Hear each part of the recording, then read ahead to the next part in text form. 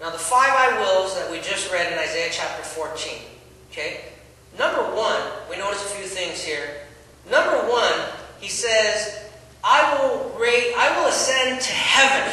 Okay? Now we understand that there are 3 heavens. The first one is where heaven is and where God's throne is. The second one is where the heavenly battles take place. And the third one is the blue sky that we know, and earth. So these are the 3 heavens. Paul says, I went to the 3rd heaven, and I saw heaven, I saw God. Oh, he didn't say I saw God, but I saw things that I can't even talk about. But number 1 suggests that Satan's normal dwelling place, his normal dwelling place, was in the 2nd heaven. That's where he abided, in the 2nd heaven, where all the battle was taking place. Now we understand that at one point he had access, according to Job, that he came and he presented himself with the other angels, and the Lord says, where have you been? He says, I've been looking around the earth.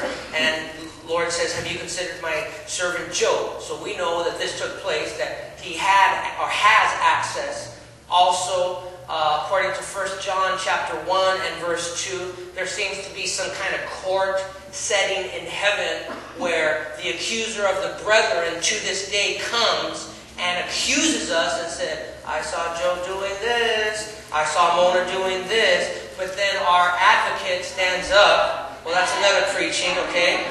Okay, how many of you know you don't have to call Larry Parker? Can somebody say amen? Okay? But it seems like his normal abode was there, but that wasn't good enough. And even though he was able to guard the throne, okay, how many of you know that some people are not happy being part of a team? They want to be in charge. They want to be the superstar. They see what God has given others and they say, I can do that. I want to do that. But we are never more like Satan when we force ourselves to serve a purpose higher than the one that God has assigned to us. You know, when I talk to leadership and I get them in my office and I talk to different people, sometimes I feel the need to just straight up ask them. And I've had to ask this for a few people that left. We don't have the biggest church, but we don't have the smallest church either. My motto is, we're big enough to meet your needs. We have a lot of ministries here. We're big enough to meet your needs, but we're still small enough to know you. Okay? And so sometimes I ask people straight up, leadership, you know, I want to do this, pastor, and I feel this and this, and I ask them, let me ask you something. Do you find yourself happier as a little fish in a big pond? This is a big pond. There's one big fish in Trinity Church, and his name is Jesus Christ. Amen. The rest of us are just small fish. And so I ask them, do you see yourself happier as a small fish or in a big pond? Or do you see yourself happier as a big fish in a little pond? Because some people, you know, they're talented, but, you know, they have to, let's just say, worship. Okay? We're blessed with worship leaders. I'm going to be having a meeting with the preachers and the worship leaders of the church today at 1:30. And I think we have like 22 preachers and 12 or 15 worship leaders. Okay? We have some in the English, we have some in the Spanish. And, you know, some people want to go to a church where they are the only preacher, or they are the only greeter, or the only drummer, or the only worship leader. And so I ask them, or would you rather be a big fish in a little pond? Okay? Are you with me this morning?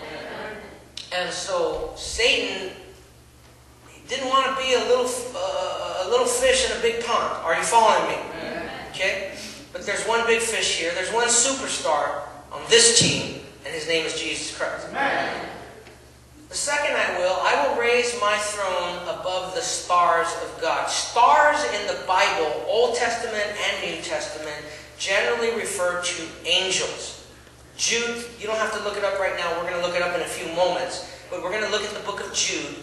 And Jude talks about these fallen angels that became demons. And one of the things he refers to them is this: wandering stars for whom blackest darkness has been reserved forever. What a sad thing to be a star.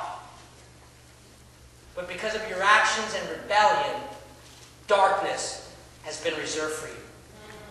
Brother, sister, God has given you potential. Use your potential. to shine for Jesus Christ. Amen. How sad to have this power and this light, yet use it only to be hidden in the darkness. Are you with me this morning?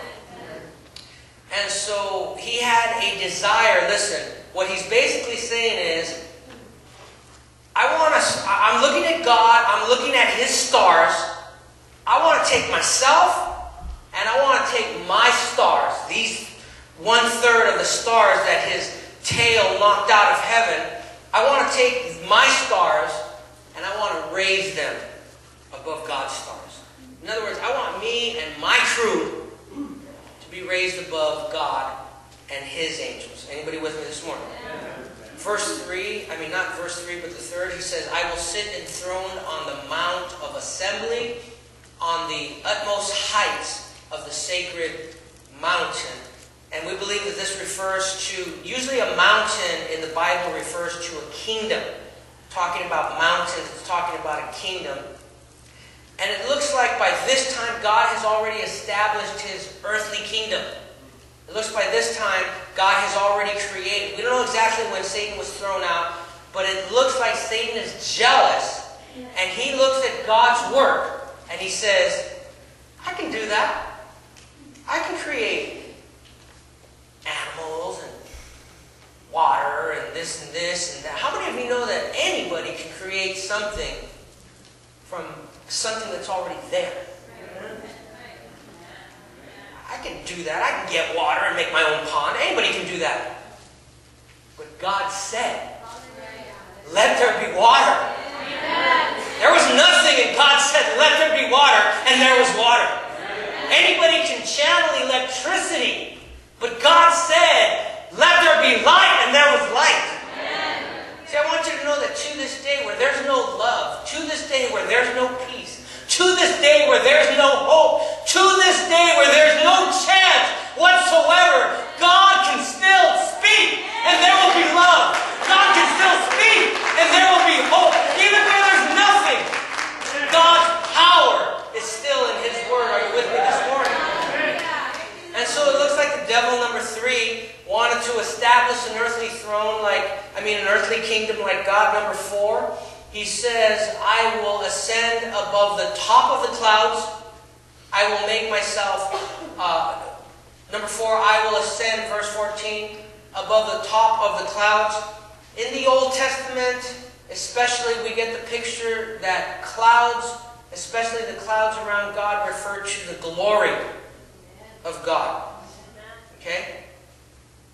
As I said, God has blessing for you. God has health. God has power. God has strength. God has love. God has admiration. God has esteem for you. God has, but I tell you what, and God is holy. He says, I'll share my holiness with you. God is love. He says, I'll share my love with you. God is righteous. He says, I'll share my righteousness with you. But God says, but my glory is mine. And I will not share my glory with anyone or with anything. So let me tell you something. If you are glorifying someone or something in your life, you are rousing God's jealousy. Okay? You are arousing God's jealousy. And so, watch out. Anybody with me this morning? What did Pastor Mona feed Pastor David for breakfast this morning? And the worst one, number 5, he says, I will make myself like the Most High. I want to be God. Anybody with me